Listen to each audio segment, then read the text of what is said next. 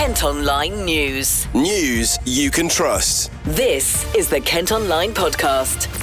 Nicola Everett. Hello, hope you're okay and had a good weekend. Thanks ever so much for downloading today's podcast on Monday, August the 24th. Coming up, a murder investigation is underway following a stabbing in a seaside town. A charity shop in Maidstone, abandoned during the pandemic, has been transformed. And we hear from the Gillingham boss following their game at the weekend. But first, this is one of our most read stories on the website today. A Folkestone doorman says an assault at work has changed his life and left him feeling badly let down by the justice system. Now, Jonathon Proctor suffered serious leg injuries while working at the Old Cigar and Olive in November 2024. Last month, Craig Rimmer, who's 39 and from Wood Cottage Lane in the town, admitted causing actual bodily harm and was ordered to pay £2,000 in compensation. But Jonathon says he wasn't told about the sentencing hearing and is now working with Folkestone and Hythe MP Tony Vaughan to try and get the case reviewed.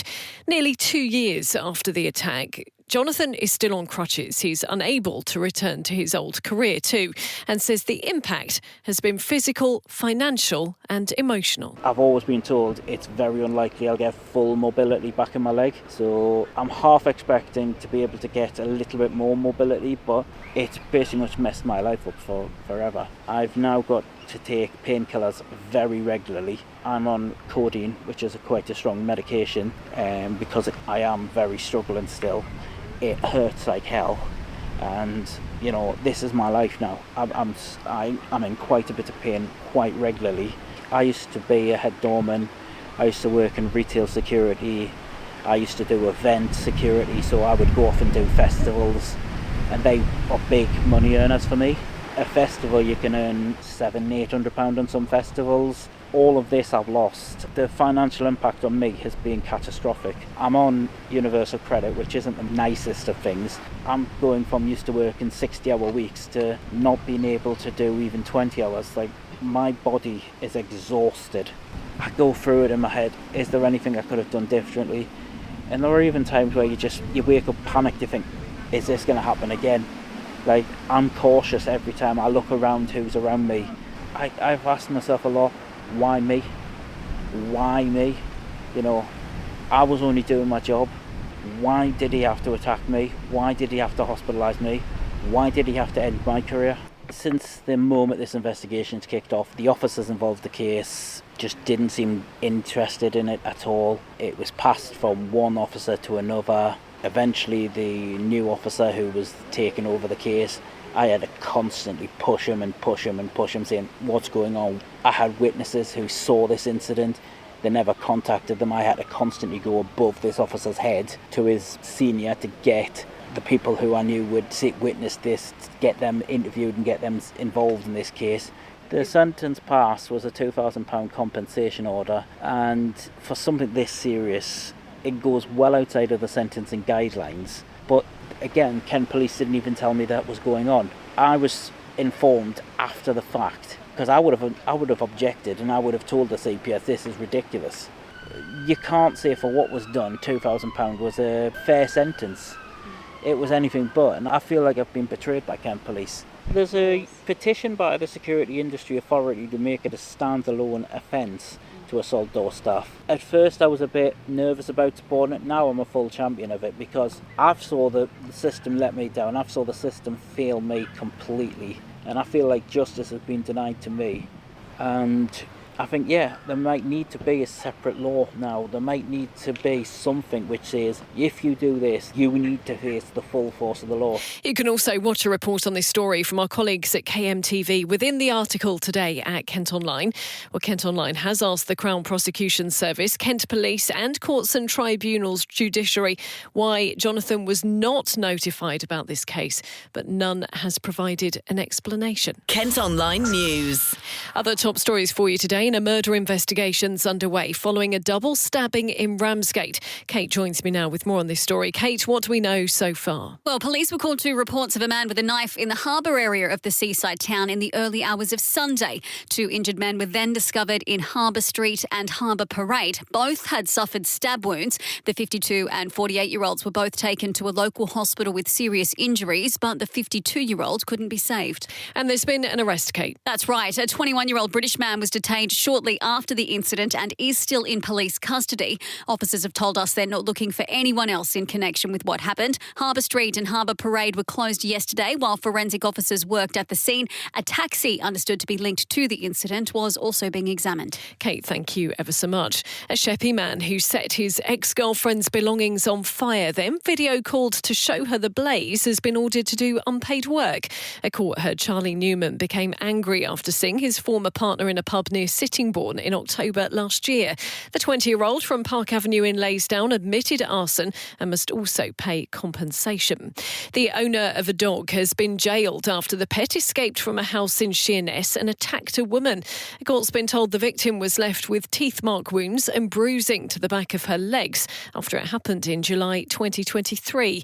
Nathan Austin, who's 35 and hasn't got a permanent address, was found guilty of being the owner of a dog dangerously out of control. He's been locked up for 4 months. A former PCSO who ran from police when he was pulled over in his car and then tested positive for drugs has been given a driving ban. Officers tried to stop Kieran Bowl in Margate in February. It was later found the 25-year-old from Argyle Avenue had taken cocaine. He's been told he can't get behind the wheel for 12 months. And a convicted sex offender from Medway who moved address without telling police has avoided being sent to prison. A court was told Barry Hopkins also used aliases and bank cards he wasn't allowed to. The 44-year-old from Bly Way in Strood has been placed on a 12-month community order. Kent Online reports. Fire crews have been called out after a blaze broke out at a former pub in Sheerness. 4 engines were at the Aviator in Queenborough Road at about 7:30 last night. There are no reports of any injuries and investigations are underway to find out how it started. Pub and hotel bosses in Kent are welcoming news of a review into business rates. The government are considering changes to the way business rates are calculated following fears the current system wasn't designed for today's struggling market. Well, the bosses of Green King, which has more than 20 branches here in the county, say reform is urgently needed.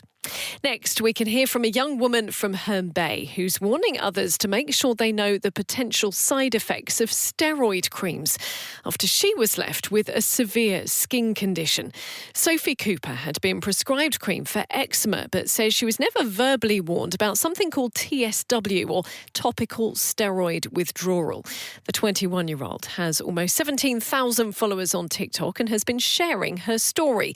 Well, Sophie's also been speaking to Maisie Walker from our colleagues at KMTV. There should definitely be a lot more warning because this is life-changing. Like, my whole 2026 has been completely changed. All of my goals for the year I haven't been able to achieve. I had massive goals for the year and my life has been turned upside down. It's been absolute. I've been in hospital, I've been literally bedbound, I had cellulitis which could have turned into sepsis.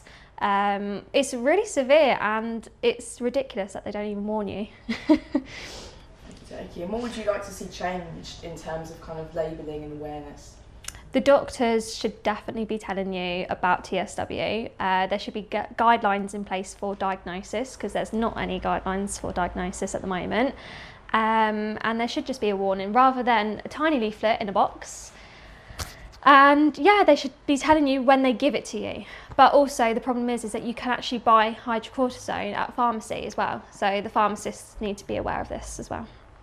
Okie. And how would you describe kind of the way that it feels when you were in that state suffering from TSW? Is it painful? How would you describe it to someone that would never come close to feeling what you felt? It was honestly, I didn't even feel alive. I'd describe it as severe sunburn because you couldn't regulate your temperature. Your skin was super hot to touch, but you'd feel cold. So it's almost like flu-like symptoms as well. But it was just intense itching, and it's not just a bit of scratching. It was bone deep. I was always covered in cuts, hence why I got the cellulitis, because the risk of infection is so much higher. And it was just burning, and then obviously you had the shedding of the skin, because there's 4 stages of TSW, which not many people know about either. It starts off with a spreading, burning, inflammation, and then your skin actually then weeps as well. So that's a really not very nice side of TSW. And then obviously the shedding, and then you'll just go for recovery, intermittent flares, which I am in now, and then hopefully then you recover, but it's a long process. Some people don't even recover for 10 years. So it's not a short withdrawal state, it can be 10 years long for some people. But the feeling itself, I didn't recognise myself in the mirror. Obviously being a 21-year-old girl and looking nice, I wasn't able to feel that way, because my skin was quite literally falling off me, and I was just a red person all the time. And even people in the streets, like if you was to go out, they'd comment, and I know they mean well in their hearts and they're just like looking out for me, but when they say like, oh, have you had an allergic reaction, it's a bit no, and then you have to explain. Kent Online reports. Campaigners calling for the speed limit on a road in Kent to be lowered are hoping more people will sign a petition, so it's discussed by a council committee. 1,000 have already said the A257 between Sandwich and Wingham should be reduced from 50 miles per hour to 40. They need another 500 for the issue to go before the county council's cabinet. A charity shop in Maidstone, abandoned during the pandemic, has been transformed into a new home. Save the Children were operating out of the Grade 2 listed building on Union Street and even hosted Princess Anne during a royal visit in 2017. However, it fell into disrepair during COVID and never managed to reopen. It was sold to developers in 2024 for £170,000 and they've restored it, but for double their original budget. Barry Upton from Kent Development Limited has been speaking to reporter Ellie Hodgson about the project. We needed to restore the whole building. It was somewhat of a surprise to us that it needed as much work as it did. The budget together of £83,000 to renew top to bottom, and it's come in at double that. The finish is quite exceptional. Every piece that you see in here, the bathrooms, kitchen, everything. We went to Potts, one of the Kent's leading bathroom specialists. They were very, very good with us. So it's a very high level of finish, which is what we believe in. We think if you're going to do a job, do it once and do it properly. And you can see pictures of the building by clicking on the story at Kent Online.